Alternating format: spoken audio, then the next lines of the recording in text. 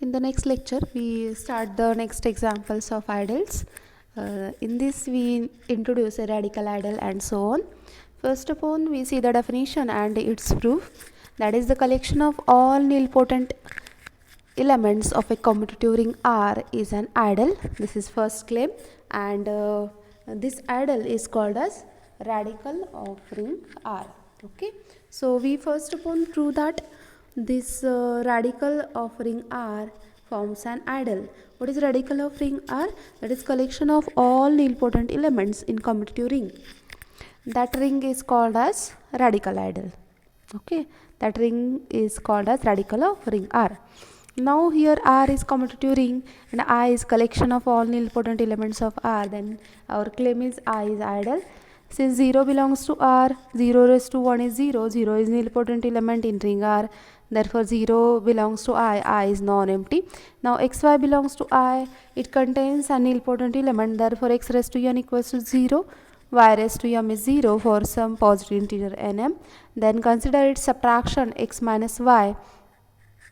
Now x minus y, actually we have to subtract that two element x raised to n minus y raised to n, which is nothing but x minus y raised to mn. First of all, we expand this by binomial expansion. Then x raised to mn binomial expansion ने आपण expand करूया a plus b raised to n, that is nc0 a raised to n b raised to 0 minus nc1. Hey binomial expansion आहे, आपण त्याचा use करूया. n ची value m into n, m into n c0 1 x raised to mn minus mn c1 x raised to mn minus 1 y plus mn c2 x raised to mn minus 2 y square plus so on up to minus 1 raised to mn x raised to 0 y raised to mn. It is binomial expansion, and since R is commutative, then each term in the expansion contains either x raised to n or y raised to m, and other term is 0. Then x minus y raised to mn, it must be, आता x raised to n 0 आहे, मग x raised to mn कसं लिहिता येईल? x raised to m into x raised to n, x raised to n 0, याच्यामध्ये x raised to m 0, याच्यामध्ये x raised to mn minus 2 हा असं लिहिता येईल x raised to mn divided by x square, x raised to mn परत x raised to m into x raised to n, x raised to n is 0.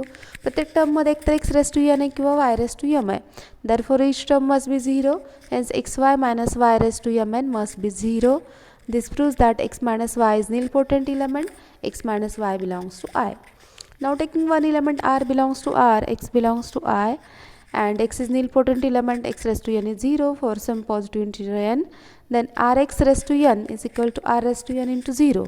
Similarly xr raised to n, it is 0 since xr and rx are nilpotent element in commutative ring.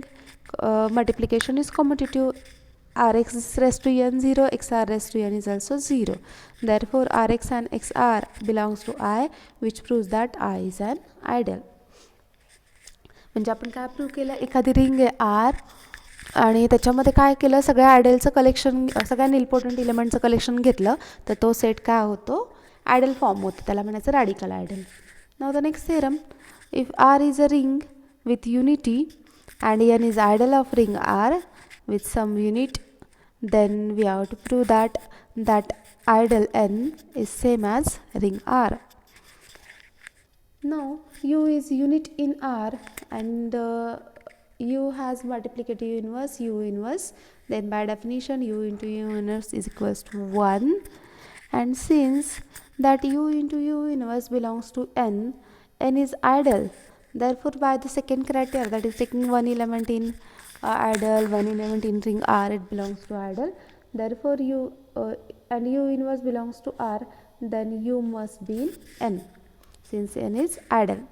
Now for any R belongs to R, 1 belongs to n, R into 1 equals to R belongs to n, therefore R is contained in n, and n is idle of R, n is subset of R from 1 and 2, n equals to R.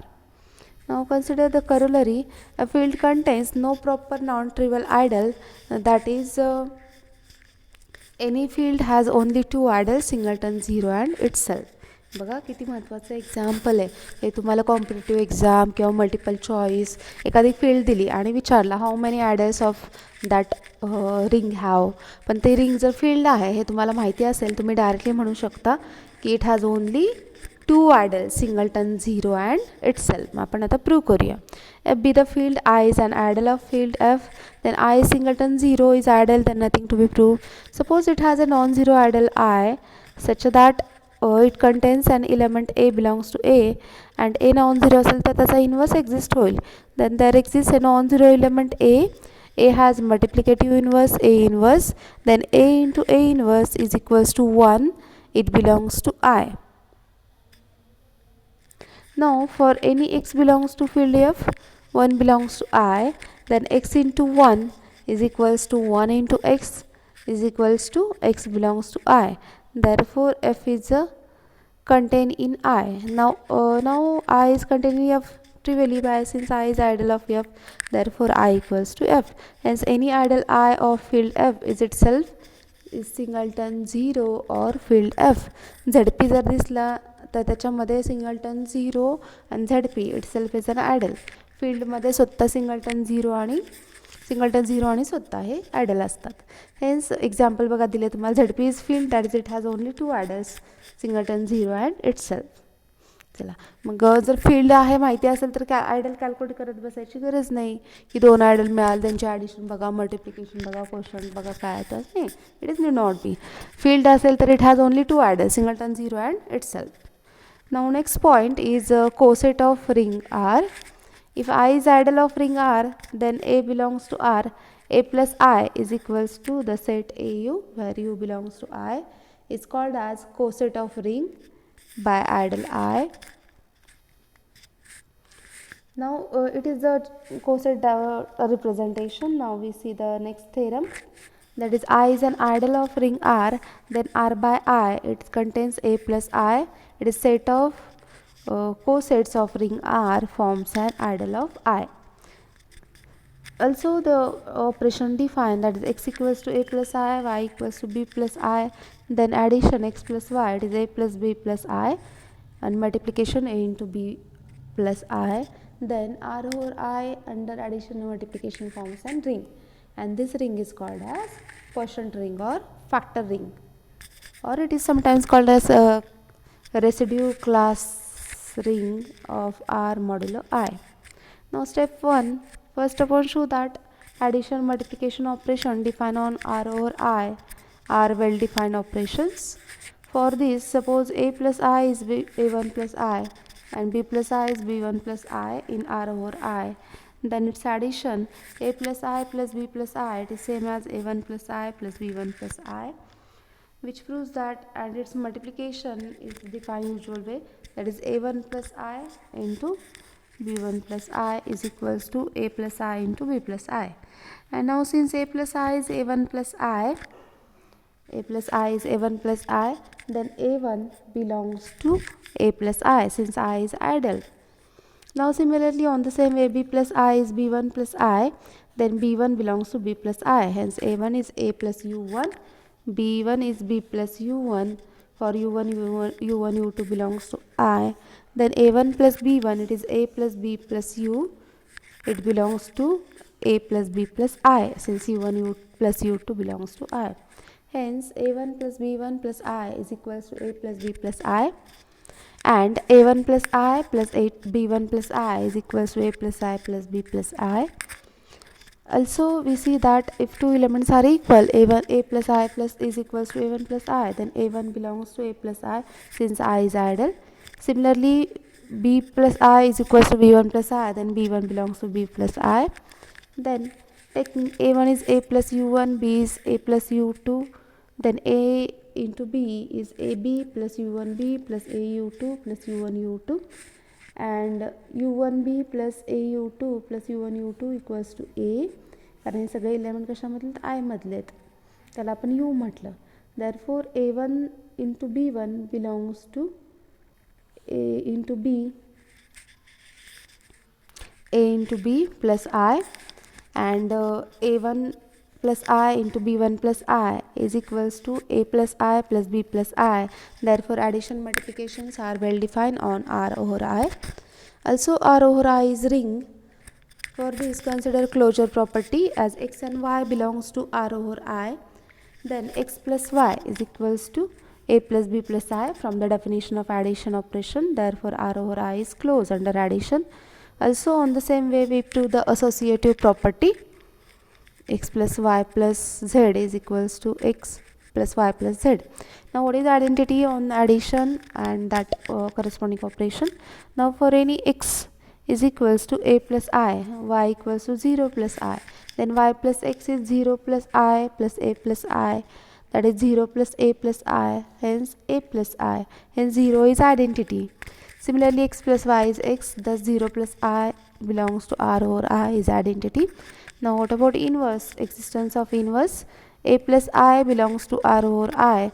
Then a belongs to R minus a also belongs to R. Minus x equals to minus a plus I. It also belongs to R over I is such that x plus minus x is equals to a plus I plus minus a plus I. A minus a is 0 plus I is equals to I. Hence, we prove that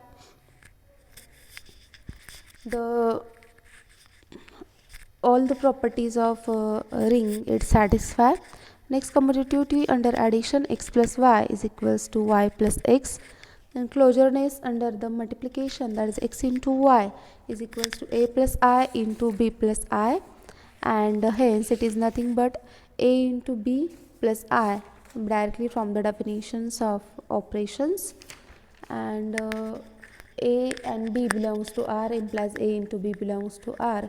This proves that the closureness property satisfy in that quotient ring. And now associative property under multiplication, that is x into y into z is equals to a into b plus I into c into I, a b into c. Now a b c are the elements of R. It satisfy the associative property. It becomes a into b c plus I.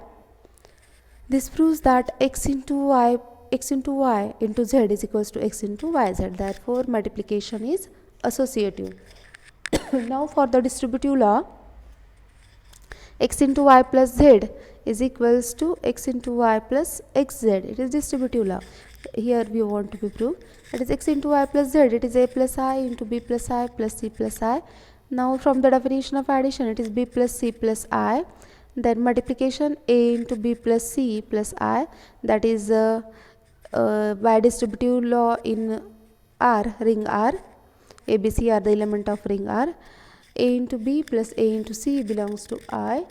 A into c plus a into b, a into b plus a into c plus I, which is equals to a into b, a plus I plus a into c plus I, which is equals to a plus I into b plus I plus a plus I into c plus I, which is xy plus xz.